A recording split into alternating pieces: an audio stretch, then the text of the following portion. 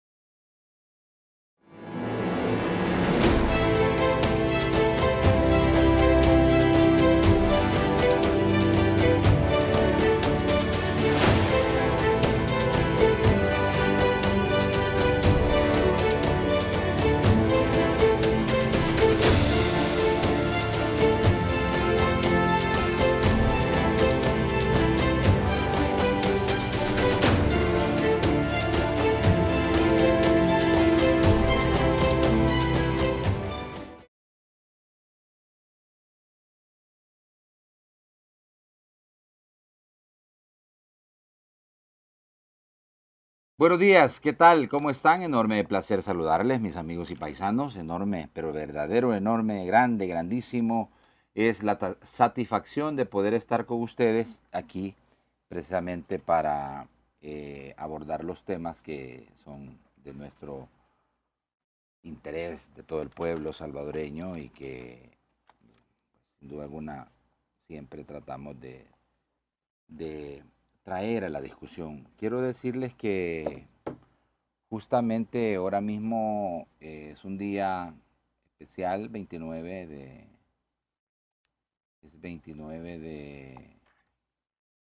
febrero,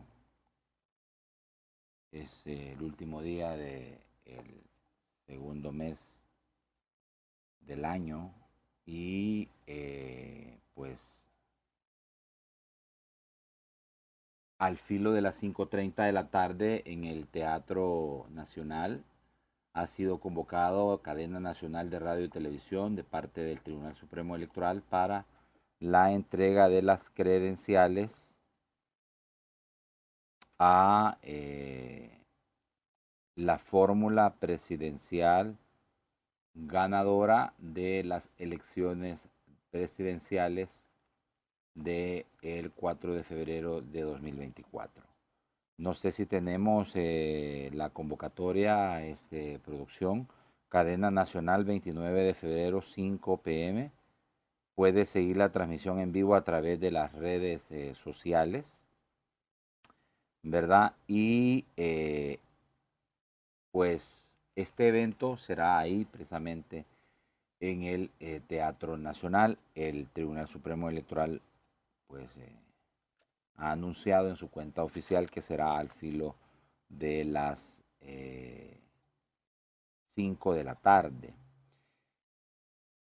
Es certificación de resultados de elecciones presidenciales 2024 y solicita a todos los medios de comunicación unirse a la señal piloto de Canal 10 y de RSV 96.9. Entiendo que es Radio El Salvador, entiendo. Entonces, nosotros tendremos, desde ya les estoy, ese es el tweet, nosotros tendremos una transmisión especial que va a comenzar a las 4:30 de la tarde. O sea, la noticia del día en Las Cosas Como Son va a ser a las 4:30 de la tarde. Y desde ya les estoy adelantando que el día de mañana va a estar con nosotros el magistrado Guillermo Huelman para poder ver el tema del 4 de marzo, que es el próximo domingo. Es el último llamado a elecciones generales para elegir 44 alcaldes, después de que se hace esta reforma, por supuesto, se van a elegir solo 44 alcaldes. Se redujo a 218, o sea, 218 municipios se eliminaron y quedaron solo los 44 que ya sabemos. por otro lado, se van a ir a elegir 20 diputados. Siento que por tema del histórico, siempre en la elección de alcaldes, en la elección de diputados al Parlamento Centroamericano, vota menor gente. Creo que así va a ser, quizás, ¿verdad? No debería, pero así va a ser. Pero bueno, el alcalde, cualquiera de los 44 que se han postulado, gana con un voto nada más de diferencia, puede ser. La atención, sin duda alguna, se ha centrado en un territorio, es la Libertad Este. Milagro Navas y la actual ministra de Vivienda, Michelle Sol. Ahí va a estar centrado. No sé, en San Salvador Centro, parece ser que como que el señor Mario Durán está pues, muy fuerte, está ahorita mismo gobernando la capital, pero se amplía este territorio a Mexicano, Ciudad Delgado, a Yutuxtepeque. Entonces ahí está como centrada la cosa. Pero también en los municipios del oriente del país, en donde yo no puedo dejar de remarcar que la gente, que la población expresa, no ha existido una administración sana ni eficiente de parte de quienes ahí están gobernando territorios como Ilopango, San Martín, Soyapango, Apopa y otros, ¿verdad? Entonces ahí también hay como una expectativa grande de qué es lo que vaya a pasar. Creo que en el caso de los municipios la gente va a entrar en un proceso ahora sí mismo para eso es el silencio electoral que comenzó a las 0 horas de este día, bueno, a reflexionar de qué es lo que ha pasado. Y basado en eso, pues tomar la decisión el próximo domingo. Ojalá que no se reduzca la votación, que vayan a votar, es un derecho, pero también una obligación. En otros países hasta multan a la gente que no va a votar. ¿Por qué? Porque quieren que vayan y decidan y no dejen en pocas manos la decisión. Voy a traer a cuenta siempre lo que decía alguien a quien yo estimo mucho, ya se nos adelantó, físicamente ya desapareció, pero es el doctor Nelson García Córdoba. Él decía, el que pudiendo no va a votar, no tiene derecho a opinar. Así que bueno, hágalo, vaya a votar.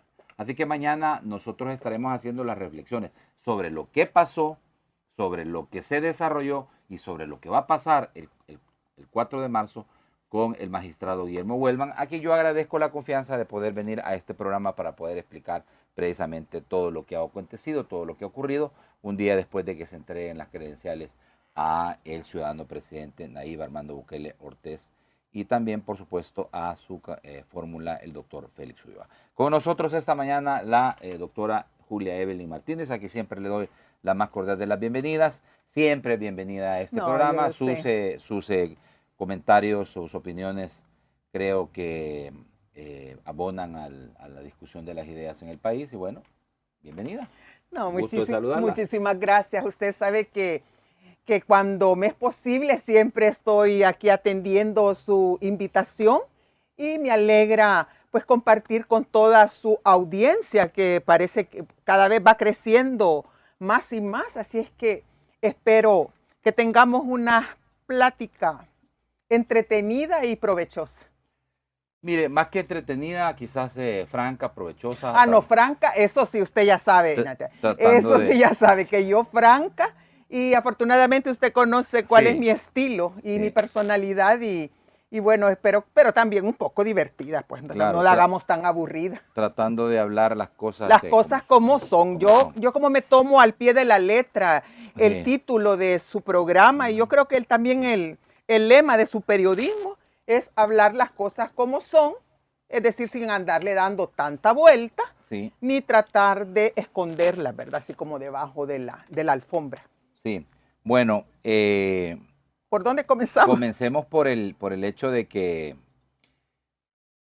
pues, el país es un juicio de valor muy personal. Yo no sé si usted lo comparte. Está transitando a una evolución en la que pareciera, por los resultados que hemos tenido, que los vamos a analizar, por supuesto, en profundidad, hacia el tema de dejar atrás los partidos políticos, las instituciones políticas como tal, para ir para ir a buscar el tema de más personas, liderazgo. Digo por lo que ha pasado en el tema de las legislaturas, de la Asamblea Legislativa, por ejemplo, ¿verdad? Pero empecemos, si gusta, por el hecho de que el ganador de la elección presidencial logra 2,7 millones de votos, que evidentemente, según los expertos electorales, vota un poquitito más de gente, no es mucha, casi similar a lo del 2019, pero pierden, 2.7 millones, sí. Pero pierden terreno, obviamente, los otros partidos políticos tradicionales, Arena y el FMLN.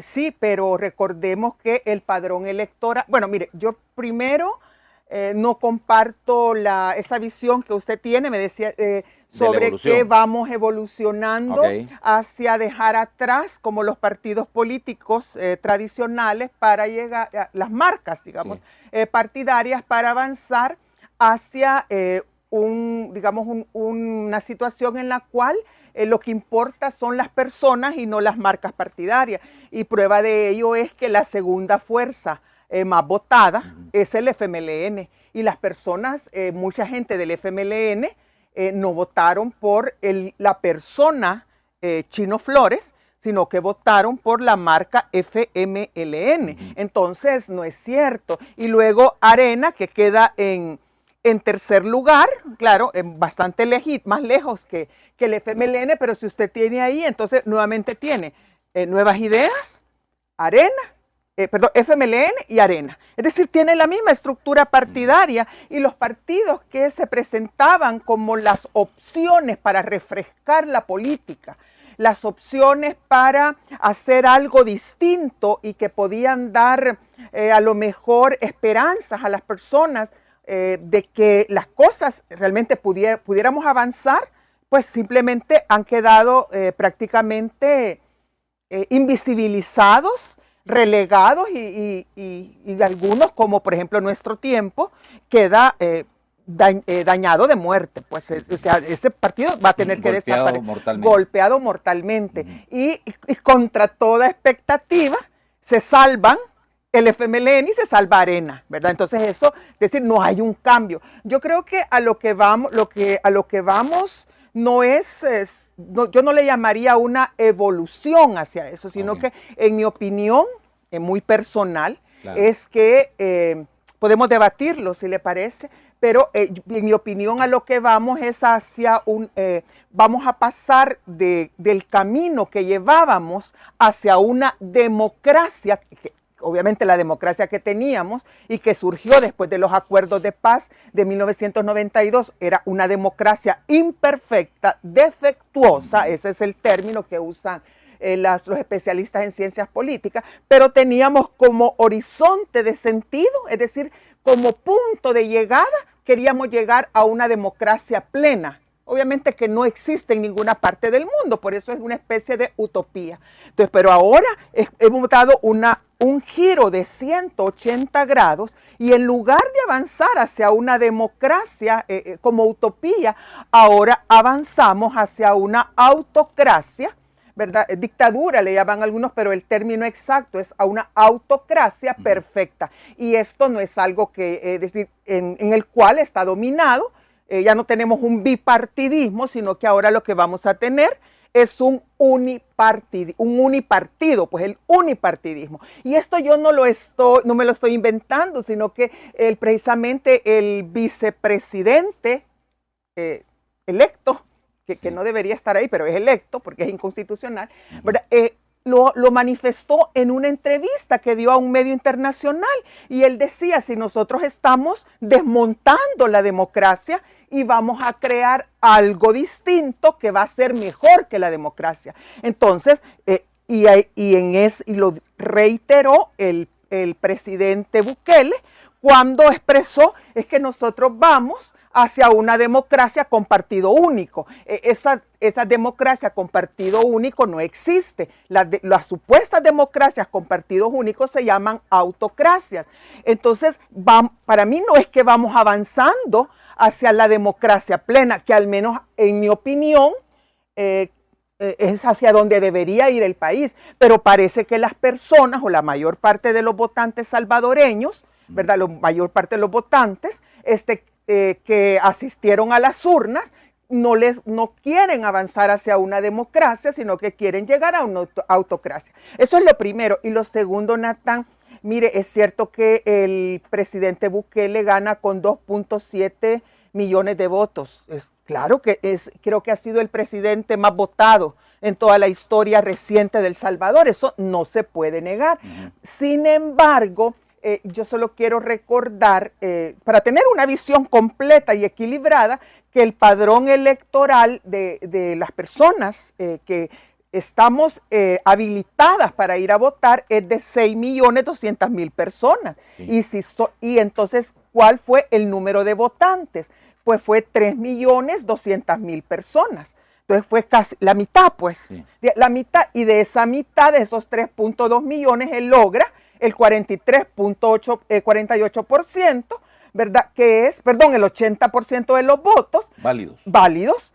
Y eso, pero realmente solo votó el 43% del padrón electoral. Así es que yo creo que sí, claro que va a gobernar, no solo creo los próximos 5 años, sino que estoy segura que va a haber un cambio constitucional que le va a permitir la reelección indefinida, porque el presidente Bukele la gente que acompaña el proyecto del presidente Bukele no va a dejar el poder tan fácilmente.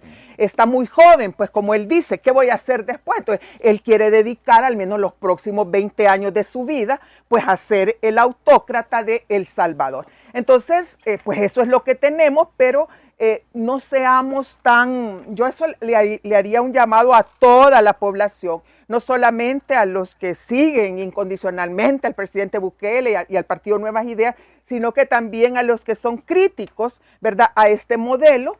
Por favor, no, como dicen, no agarren llave con esto, porque no es cierto que tiene la aprobación como dicen, el 97% de la población salvadoreña, no, porque la voluntad se expresa en la gente que se levanta, que tiene la voluntad de salir de su casa y que va a emitir un voto por quien sea. Esa es la voluntad popular. Y solamente la mitad de la población salvadoreña que puede votar, pues sintió el deber de ir a expresar su voluntad, y de esos, pues solamente 2.7 millones aprobaron al presidente. Entonces, ¿dónde estaba aquí digamos, yo al menos yo reconozco que tuve un error en mi análisis? ¿Se acuerda que yo le planteaba que yo sentía que iba a haber posibilidad de una segunda vuelta? Sí. Pero obviamente mi análisis tenía dos supuestos que eran falsos, que resultaron ser falsos. Ajá. Y eso hay que reconocerlo, y yo lo reconozco, y a mí no me da ningún problema reconocerlo.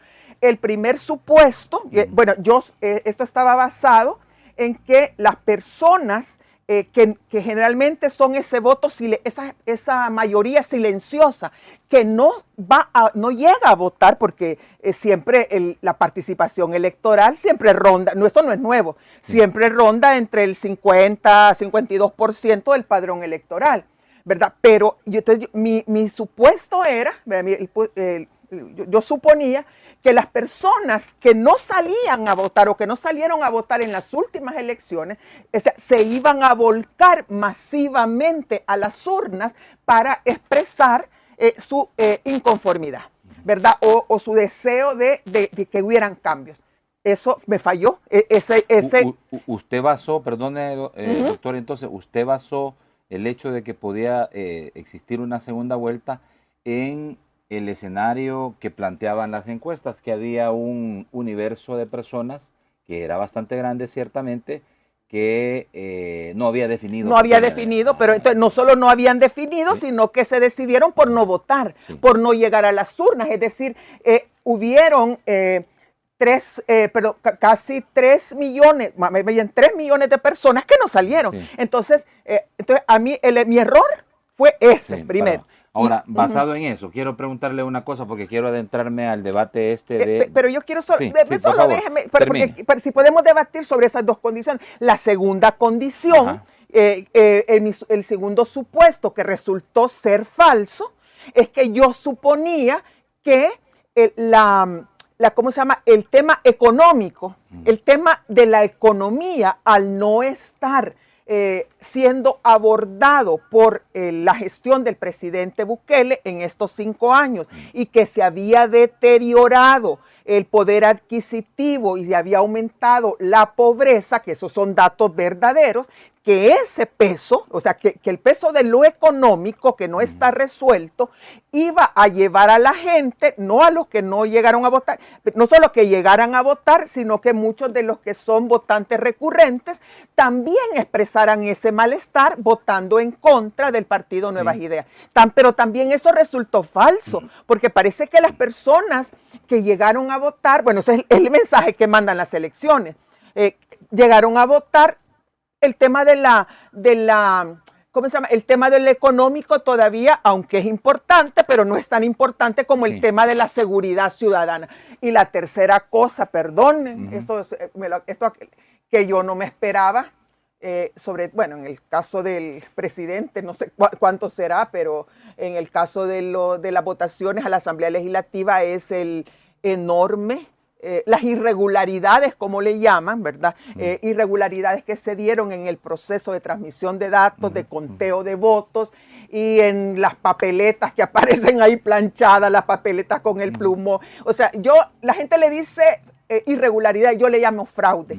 Entonces yo tampoco contaba de que esto era un fraude que ya habían montado desde mucho antes de convocar al proceso electoral. Y hay muchos hechos que confirman la existencia de ese fraude, comenzando porque el jefe de la informática del Tribunal Supremo Electoral pasó de ser empleado de Casa Presidencial del presidente Bukele, pasó así sin escala directamente a caer al Tribunal Supremo Electoral, y ahí pues si realmente tuviéramos una fiscalía independiente y que se investigara estos hechos, yo creo que tendrían que dar muchísimas explicaciones. Bueno, esos son mis supuestos. Usted dígame. Vaya, mire, tres o cuatro cositas ahí, ¿verdad? Pero quizás voy a empezar por la última, en la que usted dice el tema de las irregularidades. El fraude. Para mí es el fraude. Mire, si se abrieran mire, ¿qué pasaría? ¿Qué hubiera pasado? Tampoco es que ya con eso vale la segunda vuelta, pero yo le aseguro que si se hubieran abierto las urnas de las votaciones para presidente, no tendríamos el presidente Bukele no tendría esos 2.7 millones, a lo mejor tendría 2 millones, pero esos 2.7 millones no los tendría. Pero como esa elección, fíjese que los medios de comunicación, los analistas políticos, toda la gente repetía que era innegable el triunfo. Por eso es que ni siquiera la oposición se cuestiona la validez de ese escrutinio. Yo creo que, por ejemplo, no sé si el Chino Flores o el partido FMLN van a hacer alguna solicitud de que se revisen esos votos, o ya quedaron conformes con la gran apaleada, ¿verdad? Pero yo creo que si esas urnas se abrieran, lo que nos dirían, tal vez no cambiaría que el presidente gana en primera vuelta, pero no creo que ganaría con esos 2.7 millones. Es que en el caso de la elección presidencial sí se logró transmitir más del 70% de las actas que fueron procesadas en las mesas receptoras de votos. Eso es lo que permitió que el escrutinio fuera más rápido, porque solo se iba a procesar y abrir los paquetes electorales de un porcentaje restante, que era el menor, que era el 30 por ahí. Perdón, solo una cosita, pero fíjese que yo, como hoy tengo una cuenta de Twitter, hay gente que me escribe y fíjese que... Sí, eso veo que se ha vuelto bien. Sí, sí, y tengo gente en el exterior. Fíjese que me han mandado mensajes donde me dicen, mire, en tal lugar, ¿verdad?, de tal país, fíjese que no aparecen los votos, todos los votos que se emitieron son a favor de Nuevas Ideas, y yo no voté por Nuevas Ideas. ¿Y dónde está mi voto? Entonces también hay algunas irregularidades, llamémosle. Pero yo entiendo todas esas situaciones que usted plantea. El tema es que, como dijo aquí Manuel el Chino Flores, que a él por lo menos creía que le habían robado 500,000 votos, decía. Vaya, perfecto. Pero yo le insistía a Manuel, ¿cuáles son las pruebas que usted tiene de que le han robado 500,000 votos? Sí. Y él me dijo que era muy difícil porque no, pues claro, sí. en realidad, bueno, al final... Sí, también, yo también, a mí me llaman y me dicen presente, pero ¿yo qué voy a hacer? Porque pero dice él que le llamó gente de Inglaterra y que le llamó gente... ¿Eso lo dijo él? Sí, pues sí, que le había llamado gente que yo voté por usted, pero yo llego a la conclusión que quizás a Manuel... Votaron mal quizás, votaron por el que no es. No, o votaron mal o le mintieron o le dieron paja, vaya. Pero vaya, entremos a lo último, porque fíjese. Ese planteamiento que usted hace sobre que existieron dados cargados. Es que estaban cargados. Mire, lo resume Mauricio Funes en un editorial que se publica en el diario Colatino. Fíjese. No, yo no leo a Mauricio Funes. Bueno, pero yo se lo voy a leer. Bueno, léamelo, pero yo, pues sí, porque yo no lo voy a leer. Dice él que va a pasar ahora con la oposición, dice él. ¿Verdad? Usted sabe, el Colatino lo dirige el señor Francisco Valencia y es un periódico de línea izquierdista, ¿verdad? Vaya, fíjese lo que dice él. Las dirigencias de todos los partidos de oposición insisten en que las reglas del juego fueron cambiadas a última hora. Sí. Y que los procedimientos legales fueron adulterados para favorecer a nuevas ideas y afectar a la oposición. Que es lo que usted está planteando. Pero yo no soy dirigente de ningún partido político. Sí, está bien. Yo soy una persona de pensamiento libre, como yo digo, un espíritu libre, y yo no estoy siguiendo ninguna línea partidaria. Pero dice el señor Funes. Yo bueno, no, sí, yo le entiendo. No, pero dice el señor, yo no estoy diciendo nada respecto. A Mauricio Funes. Yo me estoy refiriendo sobre lo que él dice de las dirigencias. Sí, las dirigencias. Sí. Pero su discurso, que es obviamente independiente, se parece al de la dirigencia. Vaya, perfecto. Pero dice él, es probable que tengan razón, refiriéndose al FMLN, porque para usted el FMLN es el que más votos sacó y es el que se posicionó mejor y se puede proclamar, el mismo Chino Flores se ha proclamado como la segunda fuerza. Ay, sí, pero una segunda fuerza que va quedando como en la cola del tren. Vaya, ahí voy. Dice, también hay que relativizarlo. Es probable que tengan razón, pero esto no es suficiente para dar cuenta del pésimo desempeño que tuvieron en estas elecciones, y menos para explicar, en el caso del FMLN, la debacle electoral que vienen enfrentando desde las elecciones del 2018 y la crisis de representación y conducción política agravada con los exiguos resultados, dice él, fíjese. Ya solo para cerrarle la idea. Pero sí, ahí sí creo que... Con los exijos resultados de... ahorita le digo, porque sí necesito cerrar. Con los exijos resultados electorales obtenidos, dice él. Totalmente. Mira, ahí sí estoy de acuerdo. Estoy de acuerdo con él en la segunda parte, que aun cuando...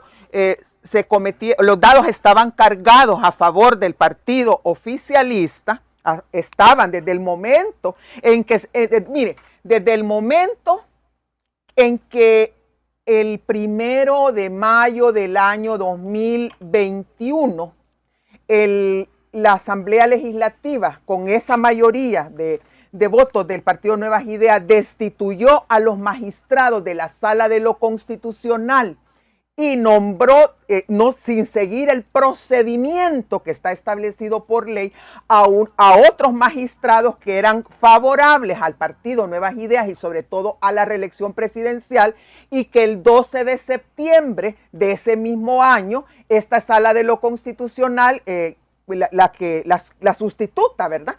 Le creó un dictamen, una resolución a la medida de las necesidades del presidente Bukele de reelegirse. Desde ese momento empezó ya sabíamos que los dados estaban cargados. Luego viene después que el vicepresidente Ulloa encuentra el artículo escondido y luego el presidente Bukele cambia totalmente su discurso después de haberse opuesto a la reelección y decir que eso podría suceder, pero no de manera continua, sino todo eso lo ha dicho él y ahí están los videos, nadie lo puede negar, y de pronto él tiene un cambio y ahora dice, no, pues me voy a reelegir porque es constitucional, porque la sala que yo puse a través de mis diputados y diputadas en la Asamblea Legislativa, que destituí a los que me eran incómodos y ahora pongo a los que me son favorables, entonces ahora sí ya voy a la reelección.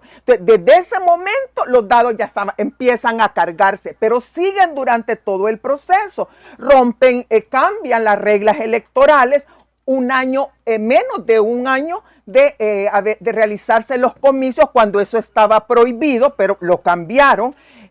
Y sigue más adelante el uso de fondos públicos y de recursos públicos para la campaña.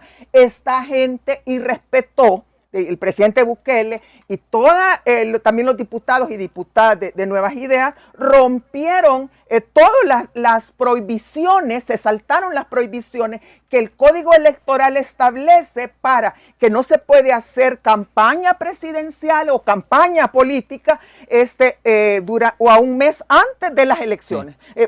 Campaña gubernamental. El gobierno no puede dar a conocer nuevas obras que se inauguran, por ejemplo, una planta de procesamiento de agua o una carretera o un puente, no puede un mes antes de las elecciones. Sí. Y esta gente, el ministro de Obras Públicas, un día antes o 2 días antes, el viernes, antes de las elecciones, estaba inaugurando obras públicas. Eso va en contra. ¿Y por qué el Tribunal Supremo Electoral no ha dicho nada? Nada. Luego, el mismo presidente no rompió el silencio electoral, pues el propio día de las elecciones. A la partidos de la oposición no le dan deuda política. Y entonces toda la publicidad en radio, en prensa, en televisión, todas las las gigantescas vallas publicitarias, esa millonaria campaña la tiene el partido Nuevas Ideas, pero no la tienen los otros partidos. Fíjese que algo de eso... Y además también, Natán, yo creo que esto sí... ¿cómo se llama? ¿Cómo es eso que el presidente Bukele se declara ganador a partir de las cifras del conteo de votos que le hace ¿cómo se llama? La firma esta de Sid Gallup. Y mire, contra todo, no pudo esperar a que el Tribunal Supremo Electoral diera algunas cifras preliminares, sino que él inmediatamente no solo dice que él ya ganó, que vamos al unipartidismo, y además dice que tiene 58 diputados. Es decir, todo eso ha pasado frente a nuestros ojos en vivo y en directo, el Tribunal Supremo Electoral callado, la Fiscalía General de la República callada, la Procuraduría de Defensa de los Derechos Humanos callada, y callados porque todos tienen miedo. Pero vaya, mire... pero estaban cargados, o usted cree que no estaban cargados los dados a favor del partido oficial. Fíjese que no solo lo he discutido con usted eso, lo he discutido también con otros analistas con pensamiento un tanto más conservador, de oposición, de derecha, pero yo voy al tema sobre la situación de enfrentar una elección en la que los partidos políticos, todos, señor Joel Humberto Sánchez, Luis Parada. ¿Se acuerda que yo le dije que era un impresentable aquí? Sí, pues sí, pero todos.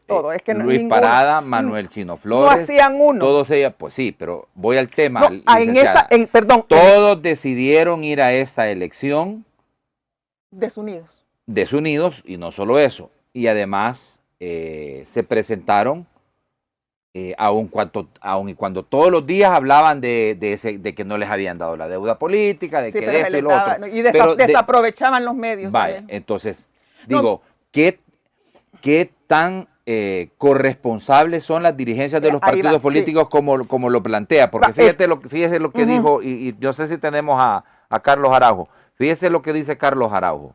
Carlos Araujo plantea un escenario parecido al suyo, creo que un tanto más amplio en el tema de no solo ver el árbol, sino también todo el bosque. Ahora estoy hablando peyorativamente, pero para poder llegar a el análisis que él hace. Escuchemos a Carlos para que Sí. la doctora haga un Pero análisis. yo lo que quería decirle antes de que lo escuchemos es que yo, digamos, en la primera parte estoy de lo que he expresado, pero la segunda parte de lo que dice Mauricio Funes en ese editorial, sí coincido en que el hecho de que haya habido ese fraude o que los dados hayan estado cargados a favor del partido Nuevas Ideas no significa que entonces el resto de partidos de la oposición lo estaba haciendo bien, sino que lo han hecho requete contra mal. Fíjese lo que dice.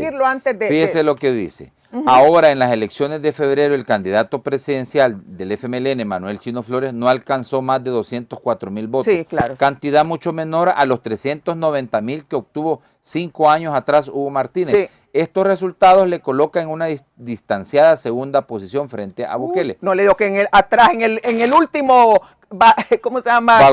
Vagón del tren. Por eso no deja de ser ridículo que el Chino Flores diga que se siente moralmente victoriosa. Porque fue ahí estoy totalmente de acuerdo. Porque fue el candidato de oposición más votado y porque el FMLN se convirtió en la segunda fuerza política en esta elección presidencial. Es cierto que obtuvo más votos que el candidato de Arena, que quedó en tercera posición, pero no es menos cierto que la diferencia con respecto a Bukele es abismal.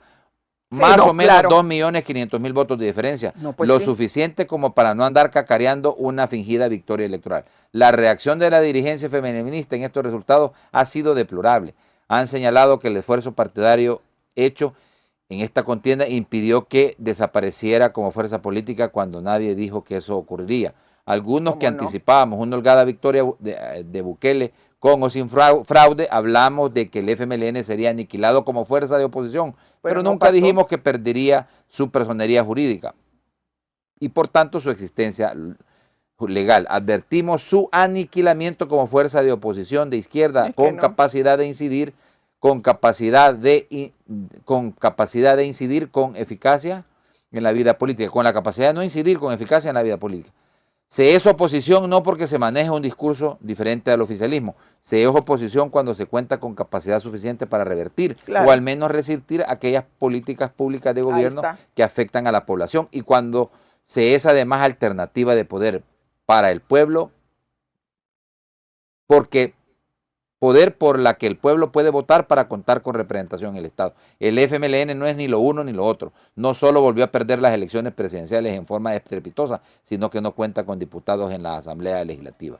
Ahora ya no tienen diputados en la legislatura que está por terminar, sino que no tienen ningún legislador que les represente. En mi opinión, una fuerza de izquierda así no sirve para nada, no tiene capacidad de movilización de las masas, no tiene ningún representante en el Estado, no cuenta con espacio político para expresar. No sabía que Mauricio Funes estuviera tan resentido. Y concretar su rebeldía y resistencia. Tampoco la población cree más que el FMLN sea un instrumento partidario eficaz para combatir al régimen. Eso es verdad.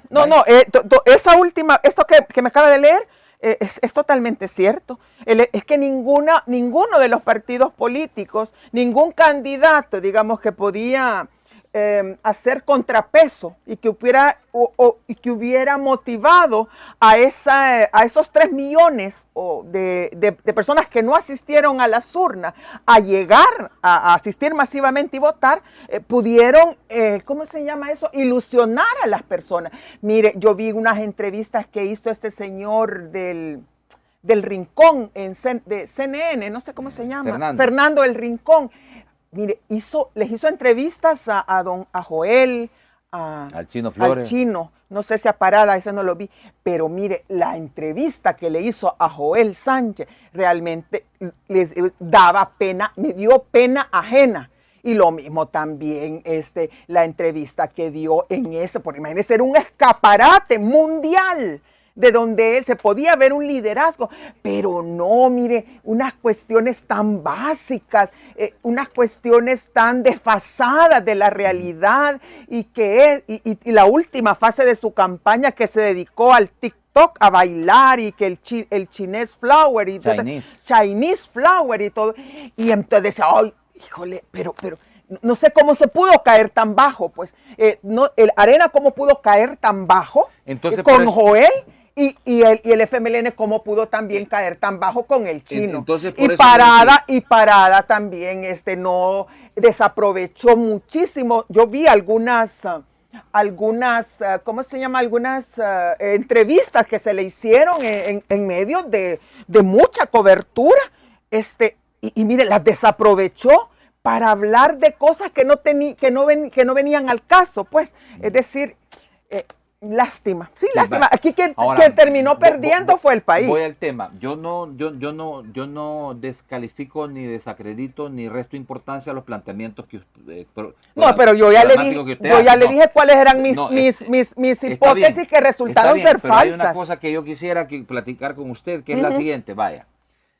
Es que todo el mundo advirtió a la oposición que era una competencia electoral atípica, en la que debían de tener verdaderos estrategas, pero no es que les dijeran cómo debían enfrentar. Algunos decían, no le apuesten a la presidencia de la República, hombre, no la van a ganar. Han perdido tiempo criticando que la inconstitucionalidad y todo lo demás, y al final se terminó consolidando la candidatura y ahora la victoria. Ahora, ¿en qué decía? Le voy a contar una cosa, una anécdota. Sí, pero ya le digo, ¿en qué decía Mundo y Raimundo que se debían de enfocar? En la Asamblea Legislativa, porque ahí tenían la posibilidad de ir unidos, pero hay un tema que dice el señor Carlos Araujo, de egos. Yo quiero que escuchemos a Carlos Araujo. Sí, por favor. Sí, a Carlito. Y de ahí nos desprendemos para ver otras ideas que son necesarias que pues las discutamos de manera objetiva con la doctora. A ver, Carlos Araujo. La mejor expresión de una protesta de la oposición ante la candidatura inconstitucional del presidente Bukele era no participar en la mejor expresión de una protesta de la oposición ante la candidatura inconstitucional del presidente Bukele era no participar en la presidencial. Eso iba a llamar la atención definitivamente a nivel mundial. Yo lo hubiera dejado solo, aparte que no tenían un líder que pudiera enfrentarlo también en el momento. Pero en el término, yo siempre les dije, váyanse a la elección de diputados.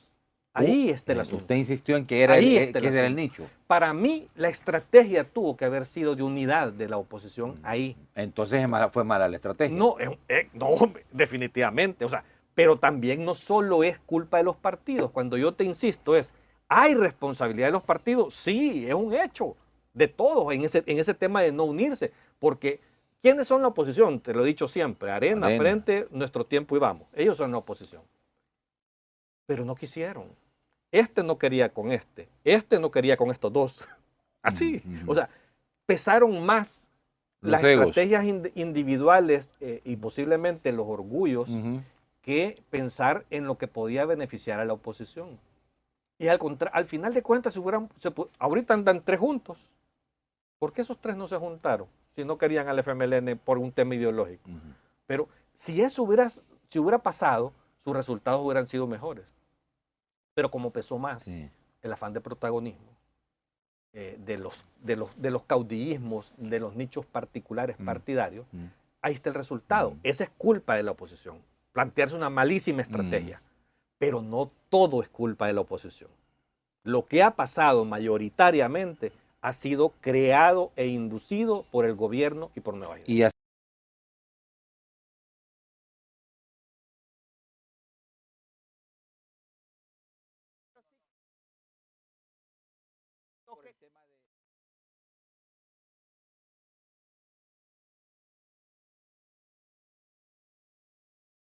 Esta es la primera parte que quería escuchar porque precisamente concuerda con el análisis que usted hacía respecto al tema de que la unidad que debieron haber tenido y que nunca fructificó.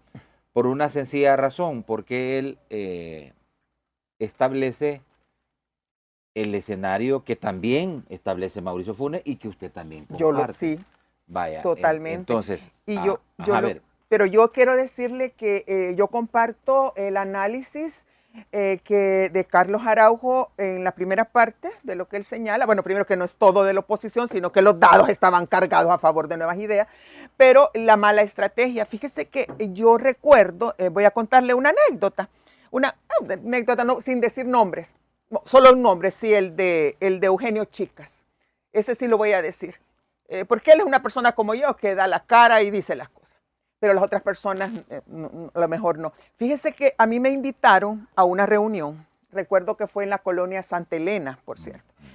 Y entonces en esa reunión para ver, porque me iban a hacer una propuesta de cómo estaban, ¿verdad? De las reuniones que estaban en la UCA, que cómo veía, si yo quería ser parte también, bueno, una cantidad de cosas que propusieron. Bueno, a mí hasta me estaban proponiendo que si era la posibilidad de que fuera candidata. Pues, bueno, entonces yo les dije en esa reunión, les hice un análisis de que participar en las elecciones presidenciales era una trampa, porque después, porque al participar iban a legitimar, ¿verdad? Iban a legitimar una candidatura que es inconstitucional y que saben que es inconstitucional. Entonces mi propuesta, les dije, mire, olvide, lo mismo que yo les dije a ese grupo de personas, entre quienes estaba Eugenio Chicas, ¿verdad? Y entonces yo les dije, mire, voten, hagan que la gente llegue pero a votar nulo, a anular el voto, que no, y ustedes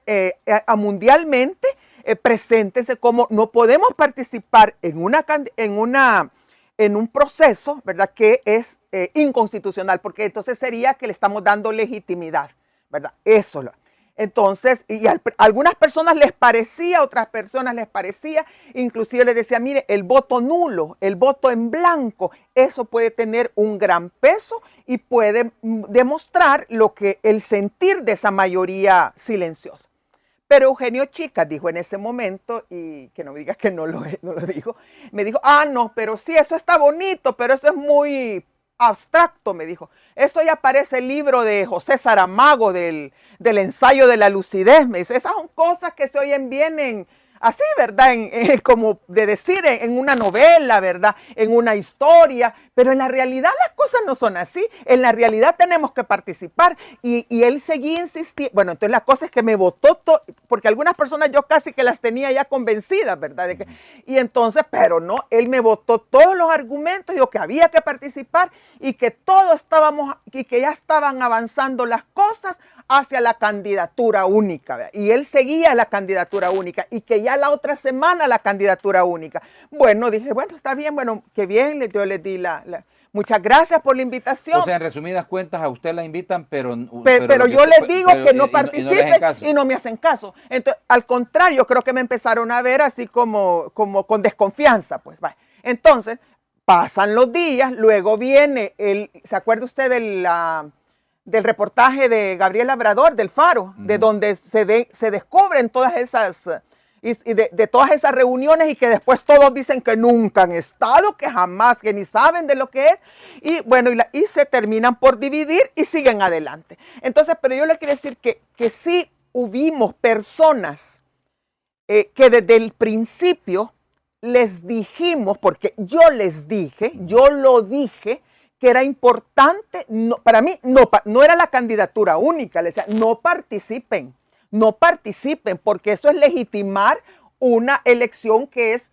desde el origen es fraudulenta, pero no hicieron caso, pues, y entonces ahí viene, y entonces ahí vienen ¿cómo se llaman? Los egos, ¿verdad? La necesidad de mantener un vehículo político, que el FMLN, pues ellos están satisfechos porque no han desaparecido jurídicamente y pueden seguir a lo mejor haciendo sus negocios, lo mismo el Partido Arena, el otro, pero ni siquiera tenían candidatos, pues nadie les aceptaba en ese momento, nadie les aceptaba las candidaturas, por eso es que terminaron con esos candidatos, por eso terminaron con el Joel Sánchez y por eso terminaron con el Chino Flores, porque ni siquiera hubo competencia pues al interior de ellos por ser candidatos, porque la candidatura en esas circunstancias no se miraba como un premio, sino que casi que se miraba como una muerte política o como un castigo. Así es que sí necesitaban, como lo dice Mauricio, sí se necesitaba de estrategas políticos, pero que les hicieran caso. Tal vez a mí no, ¿verdad? Pero hay gente muy capacitada dentro y fuera del país que les pudo dar un análisis objetivo, pero no quisieron escuchar a las personas que les decíamos algo diferente, sino que solo querían escuchar a las personas que les dicen lo que ellos quieren oír. Es decir, actuaron como si tuvieran un caudal de votos o como si hubieran tenido en ese momento una correlación de fuerzas políticas y sociales y económicas y empresarios inclusive que estarían dispuestos. Pero no, si se vio que no tenían ni correlación de poder, ni tenían tampoco buenos asesores, pues, porque no quisieron hacer caso. Perdón, y lo último, y ahora Eugenio Chicas dice, creo que lo escribió en un editorial o lo dijo en una entrevista, no recuerdo, pero él dice, es que no debimos haber participado. No debimos, pues yo le digo, entonces volvemos al principio, pues no debimos haber participado. Y entonces, ¿por qué participaron? ¿Por qué él insistió en esa participación en la presidencial cuando no existía? ¿Sabe quién estuvo también en esa reunión? Rubén Zamora. Vaya, pero mire, que eso quería decirle.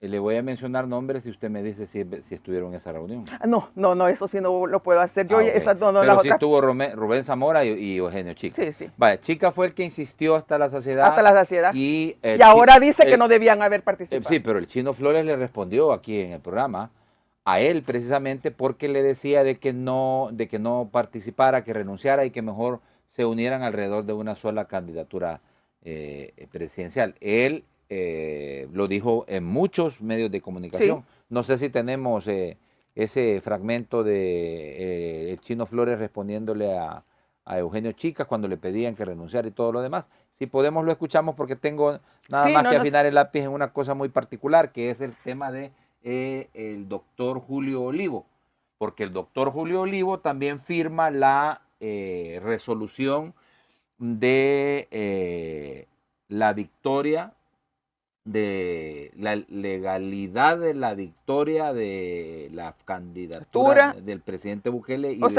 Habilita la reelección. Y él hace un razonamiento que lo vamos a analizar también presentándole a usted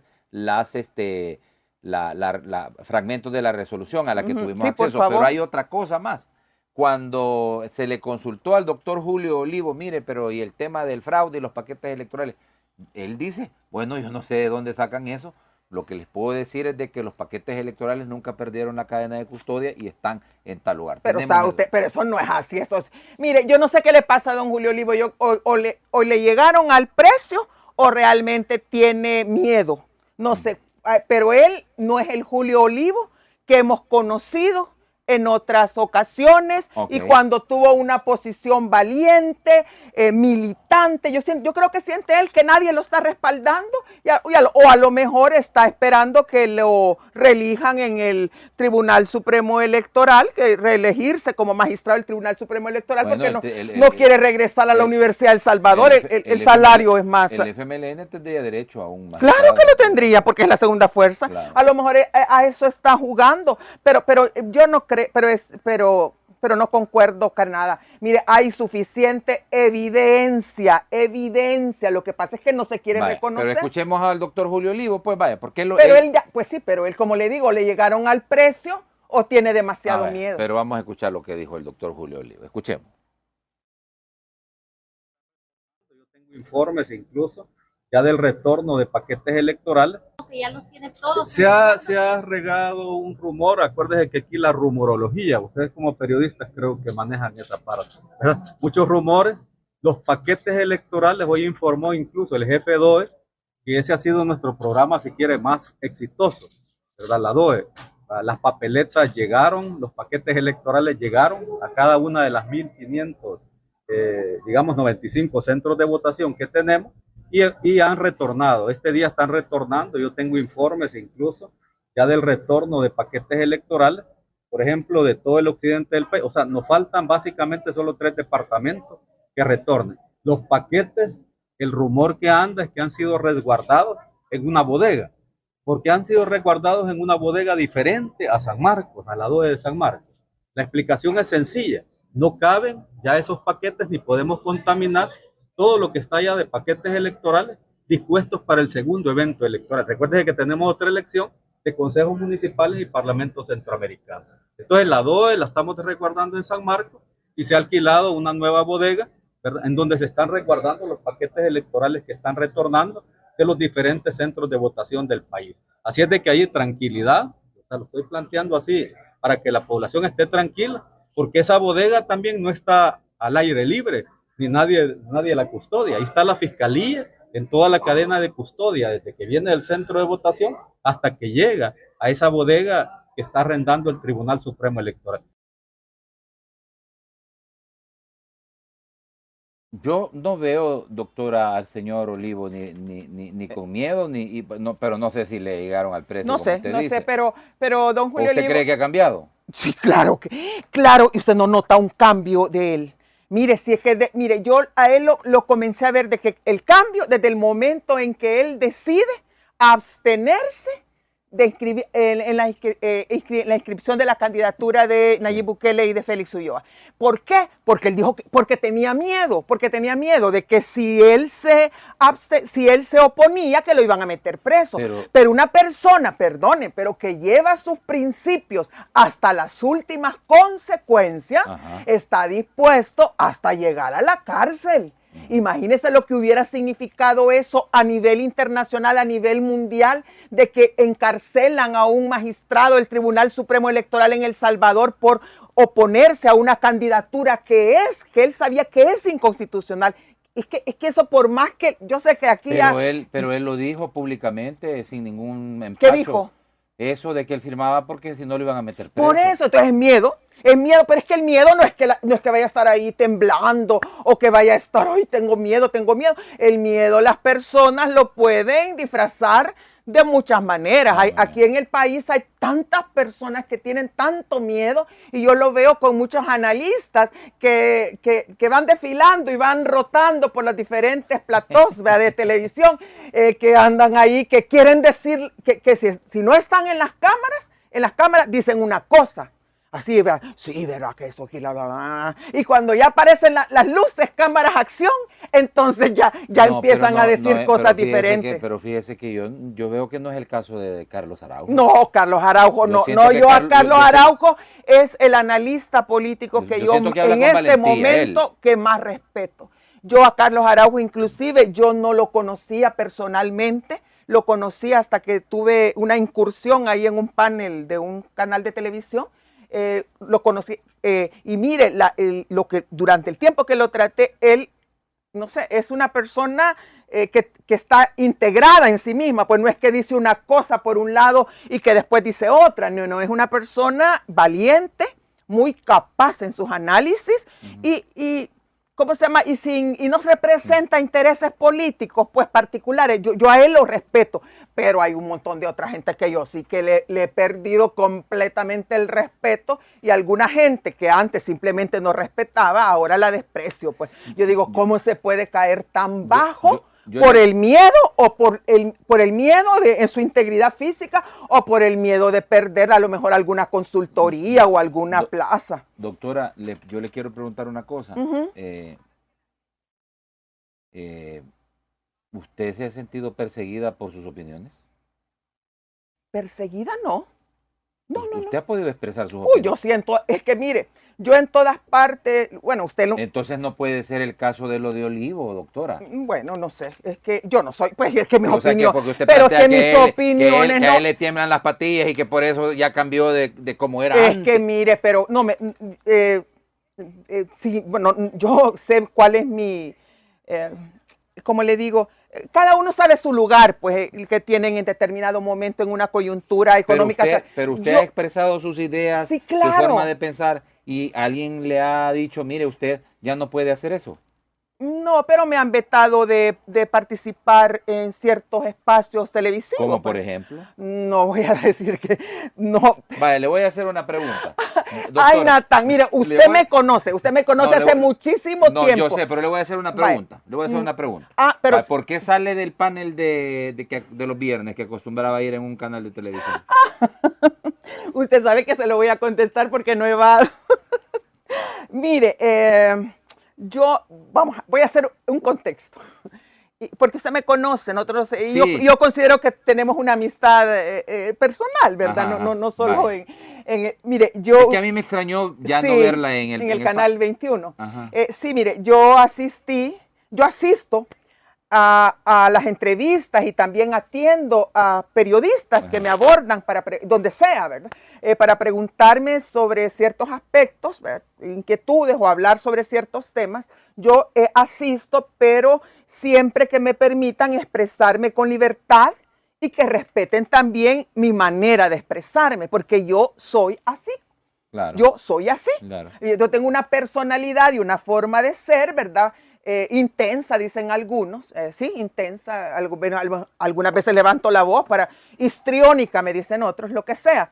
Y sin importar la ideología o la tendencia política del medio o del periodista. Yo sí creo en la libertad de expresión y en la libertad de prensa. Bueno, dicho esto, en el caso del panel del Canal 21, es un panel que está, para mi gusto, demasiado estructurado. Es decir, se define con anterioridad, el día jueves, deciden cuáles temas se van a abordar y cuáles temas no. Entonces, obviamente... Pero eso es la línea editorial. Sí, la línea editorial. Eso creo que está... No, pero es que ese es los temas. Pero usted no pueden decirle de qué no puede hablar. Es decir, usted, no, vamos a hablar sobre esto. Entonces, a mí lo que me pasó es que durante 2 programas seguidos, 2 semanas seguidas, descartaron los temas que yo proponía, ¿verdad? Y entonces, y el colmo para mí fue donde digo, no, mire, es que hay momentos en que uno ya no hay retorno, pues, sí. Cuando la semana previa a las elecciones, el viernes anterior al 4 de febrero, ese viernes había sido una semana bien jugosa en términos de conocer investigaciones periodísticas. Estaba la investigación periodística del Faro sobre el intento fallido que tuvo la dirección esta de la Policía Nacional Civil, de dirección de criminales o no sé qué, que querían traer de regreso al CROC, a El Salvador, ¿verdad? Después de que lo dejaron libre, lo querían recapturar y que, bueno, fueron timados ahí por un marero de poca monta, ¿verdad? Entonces, eso para mí era importante decirlo. Y lo otro que también había salido otra investigación periodística sobre los préstamos para la adquisición de vivienda y otros inmuebles que el Banco Hipotecario le había dado a los diputados o diputados del Partido Nuevas Ideas y a personas familiares y allegadas a la familia Bukele. Entonces, para mí esos 2 temas eran importantes, porque eso es lo que había ocupado gran parte de la atención pública durante la semana. Y sencillamente me dicen que esos temas no se van a tocar. Entonces, yo ahí sí les dije, bueno, muchas gracias, ha sido un gusto conocerlos. Ellos no la separan, sino que usted decide retirar. Yo me retiro, porque si no me van a dejar hablar, es como, mire, Natán, y por eso es que yo desmiento aquí a la gente que dice que aquí Natán no deja hablar. Mire, Natán, es que a mí nunca me ha pasado con por ahí usted. leí unos, Sí, pero desubicada. Desubicada porque creen que usted es un youtuber y usted es un periodista. Y yo lo conozco, conozco su trayectoria. Y al menos a mí nunca me ha quitado, me ha dicho, mire, de eso no hable. No, de eso. Y otra cosa también que prohibían, así que estaba como vetado en ese canal, es que uno no podía hacer señalamientos de decir nombres de personas. Por ejemplo, si yo decía de la corrupción en centros penales, por decirle algo, no podía hablar y no podía nombrar. El innombrable era Osiris Luna, ¿verdad? Y y ahí me decía, no tienes que decir nombre. Pero creo que eso también es parte de la responsabilidad del medio respecto al tema de una posible inclusive demanda en contra de la persona, porque porque ahí dicen que los conceptos vertidos son responsabilidad de la persona. Claro, inclusive. Pues sí, pero si uno las quiere asumir. Pero es que yo quiero asumir esa responsabilidad porque yo me responsabilizo de lo que yo digo aquí, de lo que yo seguramente voy a declaraciones al salir de aquí, que seguramente hay periodistas, si yo el día de las votaciones me preguntaron, yo también ahí dije, es decir, cada uno es responsable de lo que dice Claro, y de lo que no dice, ¿verdad? Pero entonces, por eso quería insistir. No, pero yo sí me salí porque creo que no, ahí no había espacio para una persona como... En los espacios en los que usted ha participado, como usted siempre ha expresado sus ideas. Siempre, siempre. Pero suele pasar que en un espacio como este, donde usted nunca me ha coartado, así se lo digo, nunca, ajá, me ha coartado, inclusive me hace preguntas incómodas, yo que me ha hecho preguntas bien incómodas, esta que me acaba de hacer, por cierto, pero bueno, fíjese que si usted me da,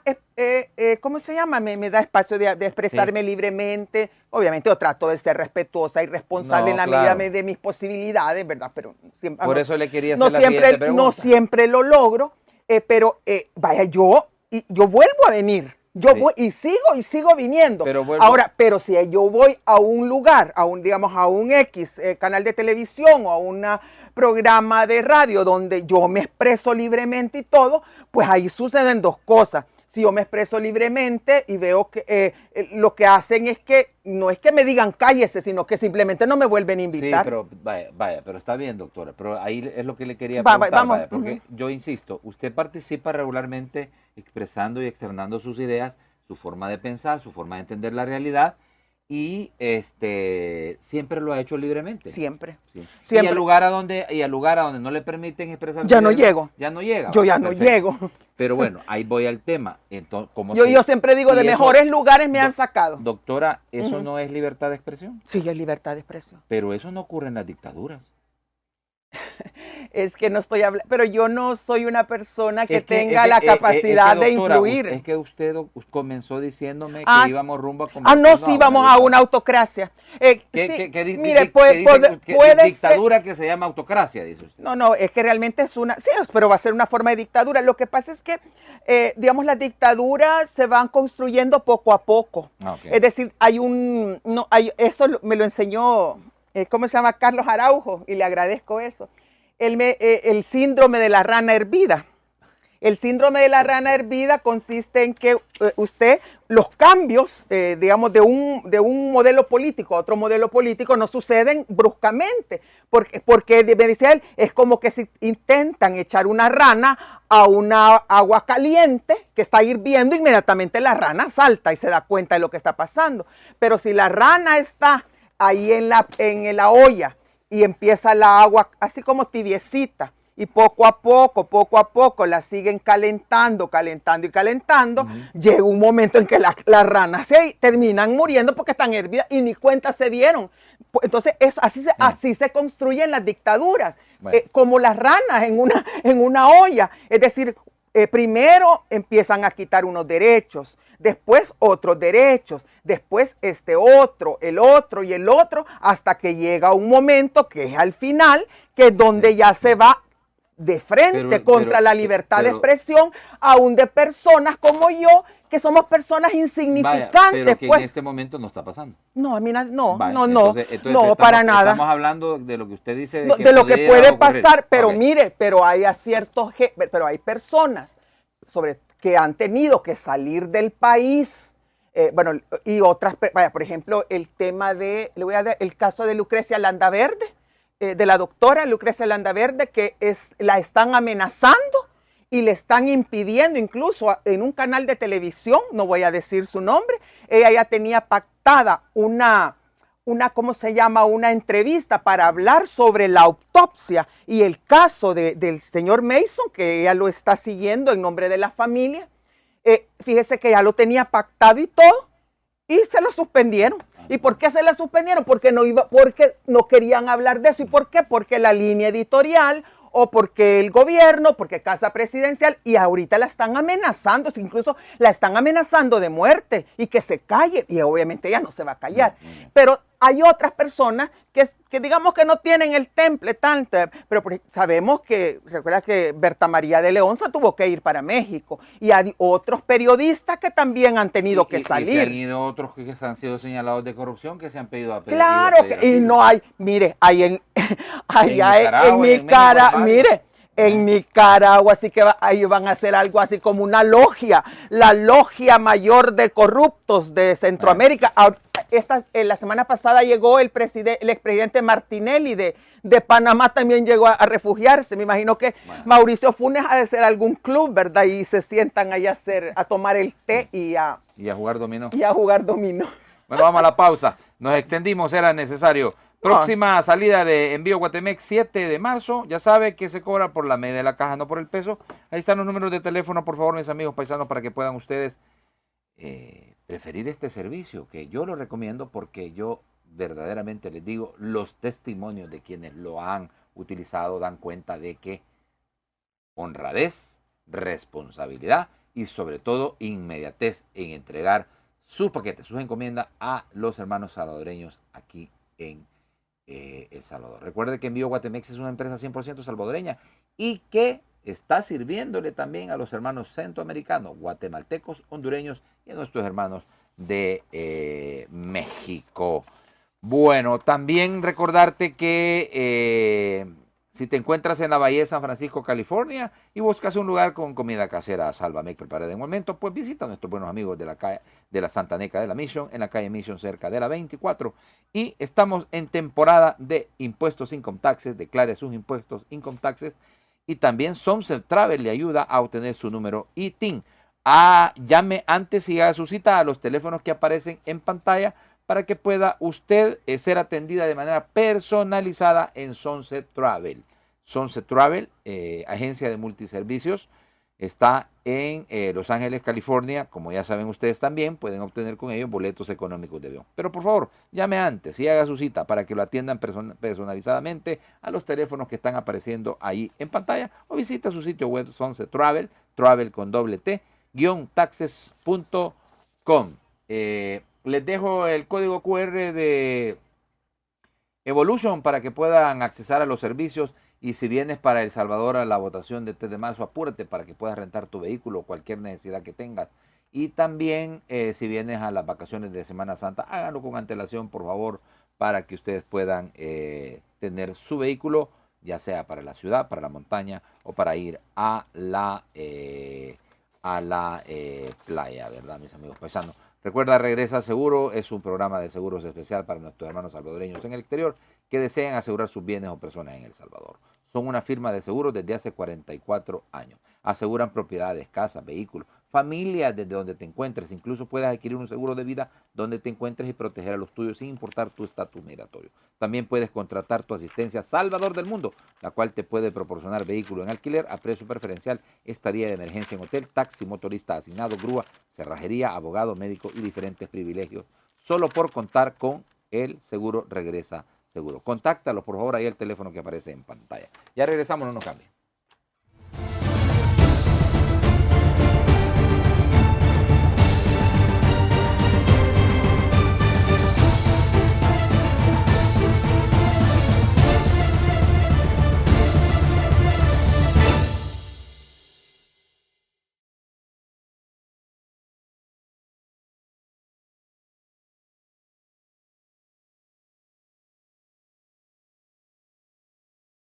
Este próximo 3 de marzo, ejercer tu voto en las elecciones de consejos municipales y al Parlacen será sencillo. Para votar por consejos municipales, hazlo de las siguientes maneras. Voto por bandera. Marca la bandera de un partido político. Voto por fotografía. Marca la fotografía de la candidatura de un partido político. Voto por bandera y fotografía. Marca la bandera de un partido político y la fotografía de la candidatura. Para votar por diputaciones al Parlacen, hazlo de las siguientes maneras. Voto por bandera. Marca la bandera de un partido político. Voto por bandera y candidaturas. Marca la bandera y toda la lista del mismo partido político. Voto por preferencia. Marca las candidaturas que prefieres de un solo partido, marcando o no la bandera. Voto cruzado. Marca las candidaturas de diferentes partidos políticos sin superar el límite de marcas. Cada voto cuenta. Cada voz es escuchada. Tribunal Supremo Electoral.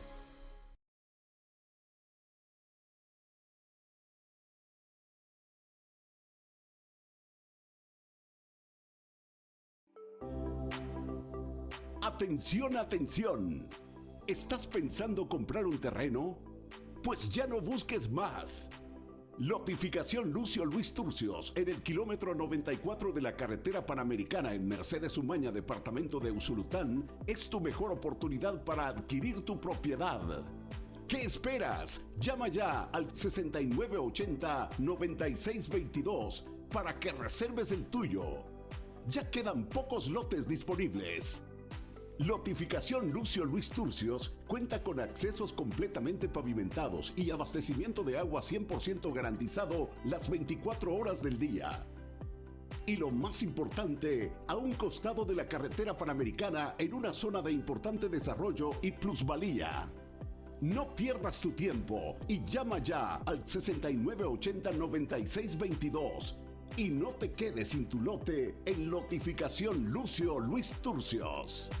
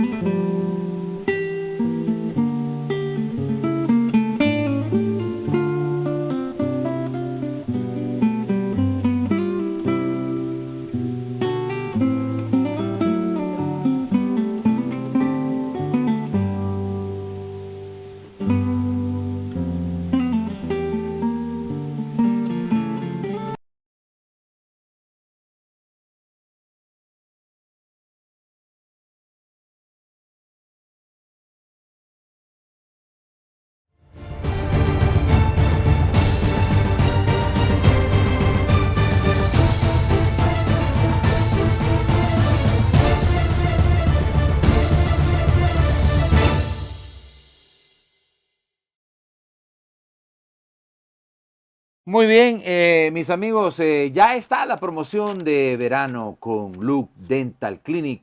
Una sonrisa más brillante este verano puedes tener con el blanqueamiento dental del 20% de descuento con Look Dental Clinic. Recuerda que están en la Arista Plaza, carretera Cajutla, costado sur del Lis, local Ayo en 3 Sonsonate. Vienes a pasear para las vacaciones de Semana Santa o ya te encuentras aquí para poder votar en las elecciones del próximo domingo, pues nada más al 7944-9703 para que agendes y que te atiendan los doctores José Giovanni Hernández Torres y la doctora Estefanía Anet Flores Hernández. Recuerda que muchísimo más baratos los presupuestos para los tratamientos que desarrolla Look Dental Clinic, que te lo hagas en los Estados Unidos o Canadá. Y vamos a tener más noticias buenas porque ya pronto se estarán expandiendo para acercar sus servicios aquí en San Salvador. Así que qué bonito, es lo bonito, la verdad que me gusta cuando les traslado a ustedes estas noticias.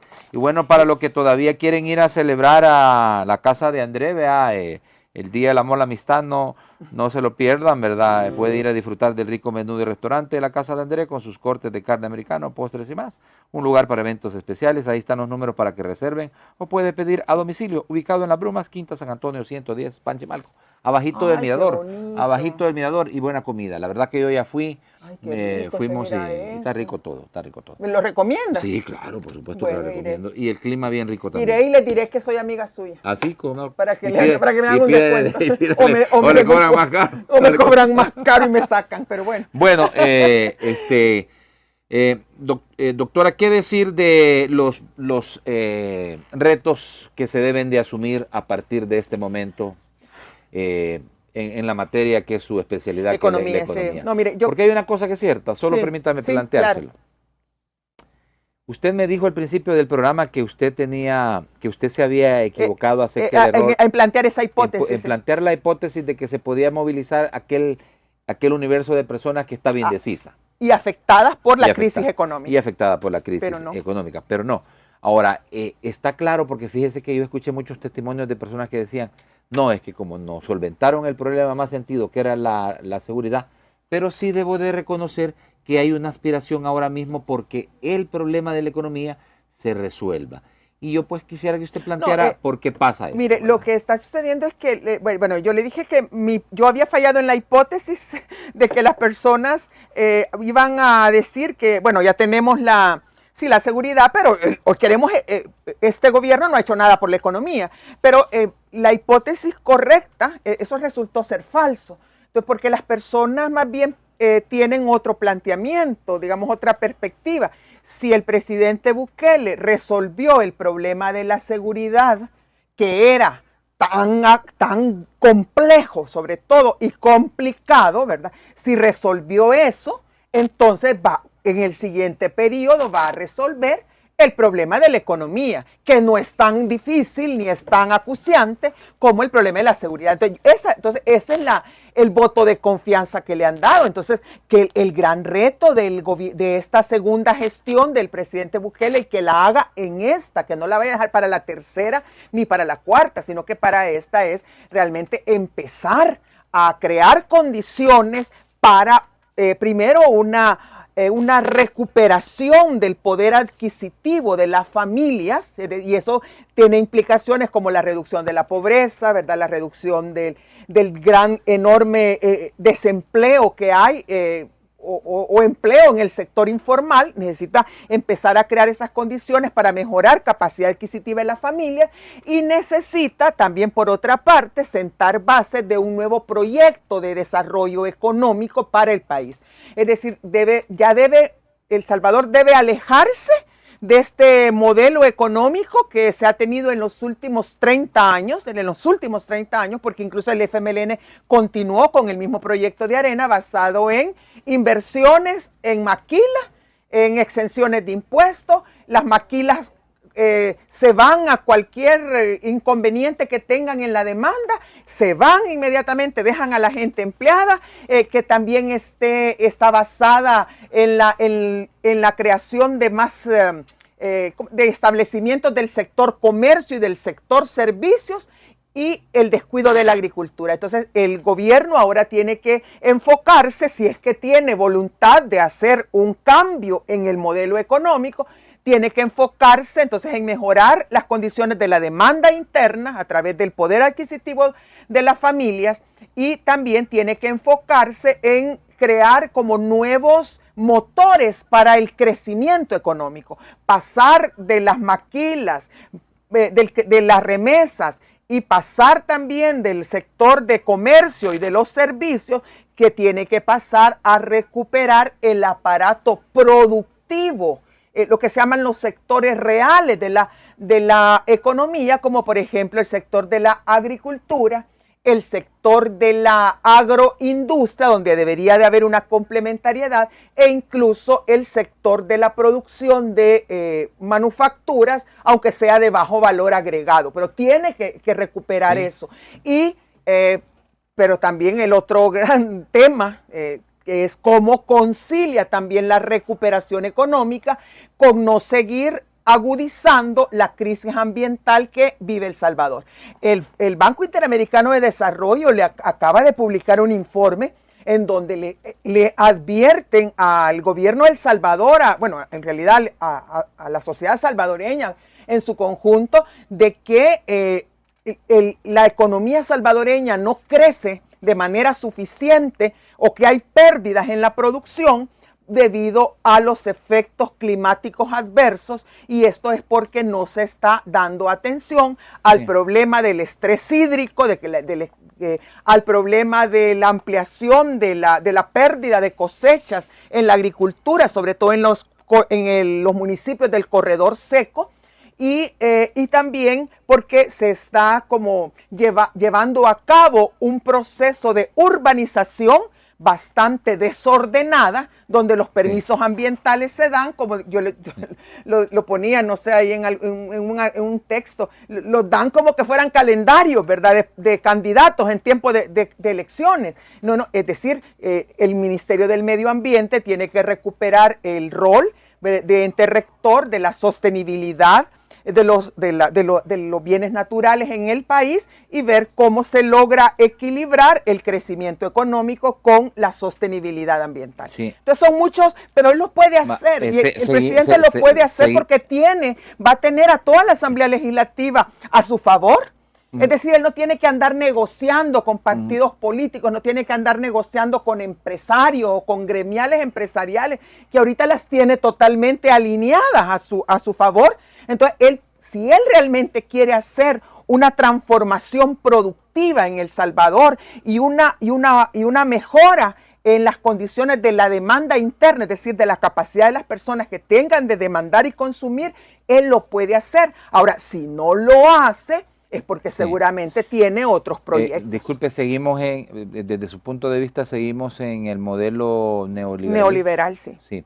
Ahora, el resolver los temas económicos pasa desde su punto de vista por tocar los privilegios de grupos de poder económico en el país, que siguen acumulando riqueza. Exactamente. Pero eso se puede hacer sin entrar en un proceso traumático. Mire, y él no tiene ni siquiera, no pasa por expropiar, pues. Él no pasa por expropiación de nada. ¿Por qué pasaría? Pasa simplemente por una reforma. Él tiene que hacer una reforma fiscal. En el plan Cuscatlán, él planteaba para el quinquenio que ya está terminando, él planteaba hacer una reforma fiscal profunda y ahí decía, para avanzar hacia una sociedad donde no existan tantas desigualdades y para quitar privilegios.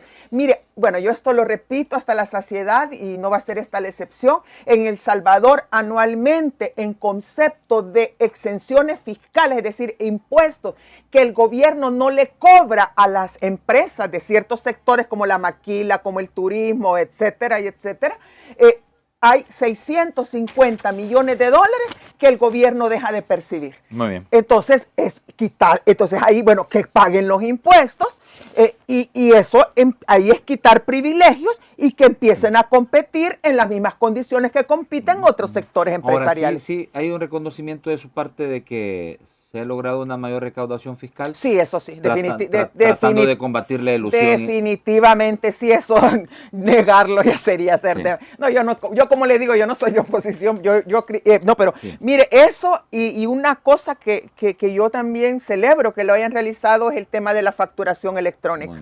Con la facturación electrónica, ahora no hay establecimiento que se les pierda. Todo queda. Todo finalmente es cruzado, ¿verdad? Ingresos, las ventas, todo es cruzado y eso le da mayor capacidad de monitorear, de fiscalización al Ministerio de Hacienda. Sí, yo creo que sí debería de haber también una apuesta, no sé si usted lo cree, una apuesta más por fortalecer también a la micro y a la pequeña. Claro, obviamente cuando le digo relanzar o generar una transformación productiva orientada hacia la equidad, ¿verdad? O la justicia social, pasa por la micro, pequeña y la mediana empresa. Y tratar de ver cómo se ayuda a la micro y a la pequeña empresa con el tema de los pagos, de los quedan, porque demasiado y las grandes empresas que reciben exenciones fiscales y que reciben una serie de beneficios, terminan financiándose a tasa de interés cero con con sus proveedores, y los proveedores son generalmente pequeños y medianos empresarios. Y terminan quebrándolos. Y bueno, si es que hay me queda un tema. Y también el tema del crédito. Mire, yo creo que hay que recuperar el espíritu original del banco hipotecario, el espíritu original también del Banco de Fomento Agropecuario y de Bandesal.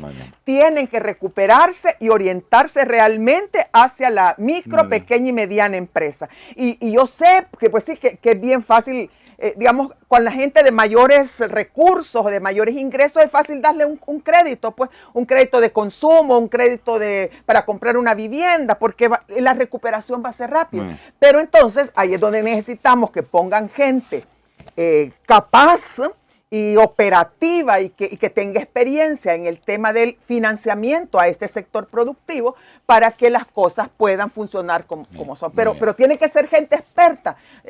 No tiene que poner al que le generó los votos aquí o el otro allá, porque al final andan viendo cómo reparten, como que fuera una baraja, ¿verdad? Entonces ya terminaron, ahora empezar a repartir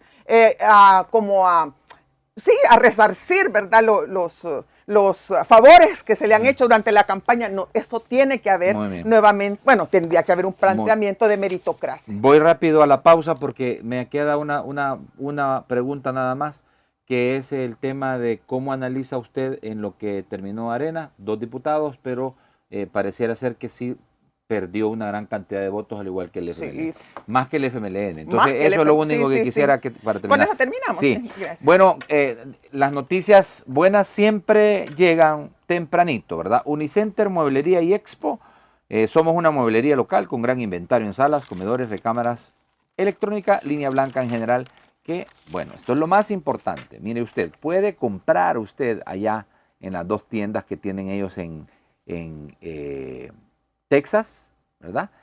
Y pedirle que se lo envíen a El Salvador o a cualquier país de Centroamérica, a Guatemala, a Honduras, a Nicaragua, a México, no importa, se lo envían a sus familiares a El Salvador o a cualquier país de Centroamérica. ¿Dónde está ubicada Unicenter Mueblería y Expo? En la 5632 Bel Air Boulevard, Houston, Texas, 77081. Y ahí está el número, por favor, para que ustedes puedan también llamarles de inmediato. Y en la 102 West Southbourne Avenue, Pasadena, Texas, 77502. Y ahí está también el número de teléfono para que ustedes puedan contactarse con ellos. Por favor, ahí están los números, contáctelos, por favor. Fácil financiamiento y no revisan crédito. Y sobre todo, fácil como comprar en tu país. Invierte tus impuestos income taxes ahora que ya te están devolviendo para, mira, cambiar y remodelar con muebles toda tu casa. Ya regresamos, no nos cambien.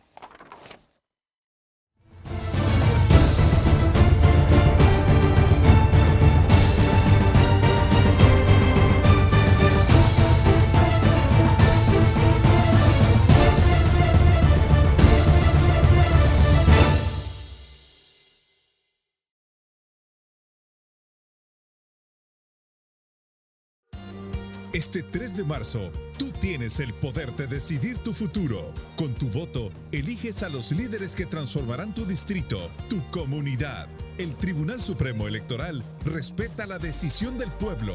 El futuro está en tus manos. Ejerce tu voto para consejos municipales y diputados al Parlacen este 3 de marzo.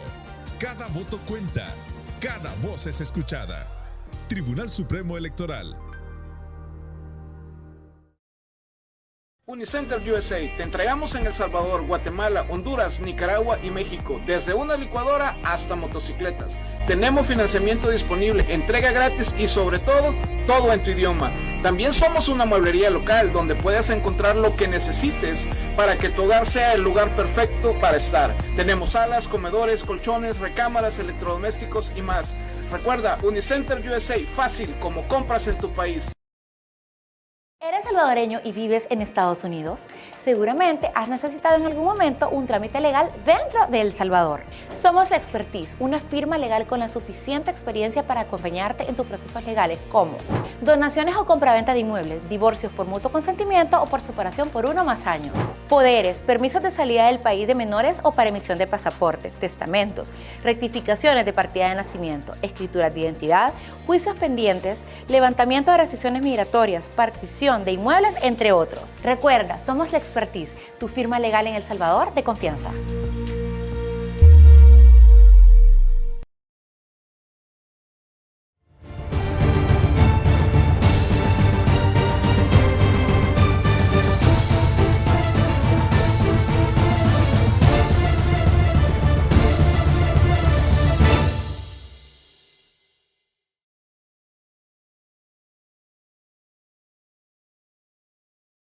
Bueno, el último de los, digamos, escenarios que quería, la última pregunta, digámoslo de esta manera, era sobre Arena y en lo que precisamente termina, porque aunque logra meter 2 diputados en la Asamblea Legislativa, sí hay una merma muy significativa de sus votos. Fíjese que entre Arena y el FMLN, en conjunto, pues hay una gran derrota, perdieron 860,000 votos. Y esos 860,000 votos que perdieron se fueron para el presidente, para Nuevas Ideas, ¿verdad?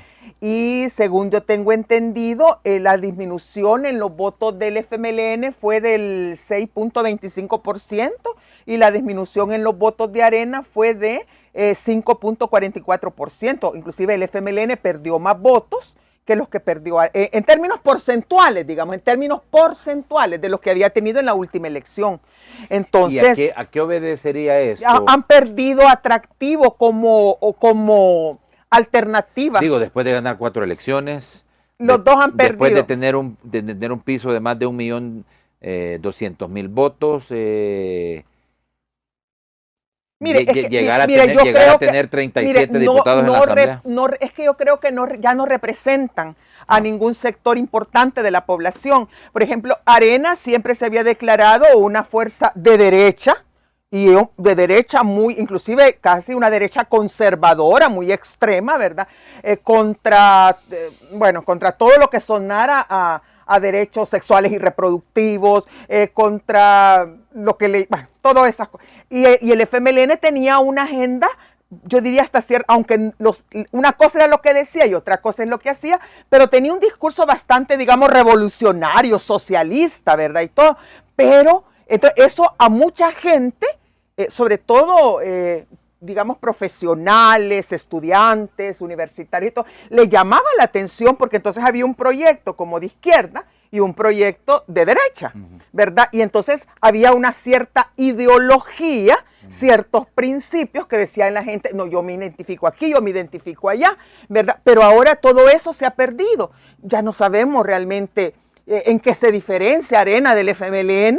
Fíjese que incluso muchas veces sus argumentaciones, yo me acuerdo en las plenarias de la Asamblea Legislativa, sus argumentaciones tienden a ser las mismas, decir, los liderazgos poco llamativos, aunque sean valientes, pero poco llamativos, en otras palabras, dejaron de ser una opción atractiva para la población salvadoreña. Muy bien, y eso sí, pero ahí los tenemos para otros 5 años. Muy bien, sí, porque tienen 2 diputados. Tienen 2 diputados y el FMLN va a tener al menos un magistrado en el Tribunal Supremo Electoral. Bueno, también se logra meter la señora Claudia Ortiz. Ortiz, sí, tal vez. Sí. Pero ahí tenemos otros 5 años, pero ellos van a seguir siendo irrelevantes y ojalá que no se cumpla lo que yo estoy planteando, que vamos hacia una autocracia, o lo que el presidente Bukele ya nos advirtió, que vamos a una democracia de partido único, y que puedan surgir otros partidos políticos o fortalecerse algunos de los pequeños que existen, que han logrado sobrevivir a esta debacle electoral, y bueno, y que realmente inicien un proceso ¿cómo le digo? De encantamiento, de ilusión para la gente y que puedan convencer a las personas que son una alternativa y esa alternativa es posible. Y no solamente una alternativa de oposición, sino que es posible. ¿Y eso cree usted que se puede? Va a ser bien difícil en los próximos años. Muy difícil. No, a mí me gusta el optimismo y siempre digo, esto puede suceder, pero es muy difícil que lo hagan. Doctora, porque... Le agradezco mucho. No, gracias a usted por la invitación y por esta plática tan interesante que hemos tenido. Y un saludo para toda su audiencia. Muy bien, gracias a todos y cada uno de ustedes. Hoy tenemos a las 4:30, arrancamos con un programa especial hasta las 5:30, momento en que se entreguen las credenciales en el Teatro Nacional a la fórmula ganadora de la competencia presidencial el pasado 4 de febrero. La noticia del día prácticamente será una transmisión especial a la que ustedes están invitados. Y bueno, también recordarles que mañana viene al programa el magistrado Guillermo Wellman. Vamos a estar hablando con él de lo sucedido antes, durante y lo que va a ocurrir el 3 de marzo. Infaltable el análisis político electoral octavo y último que nos habíamos planteado, con el panel, bueno, ya acostumbrado y el original que habíamos montado. Así que desde ya están invitados todos y cada uno de ustedes. Pórtense bien, que nada les cuesta. Ustedes me conocen, yo soy Josué Natambakis. Buenos días para todos.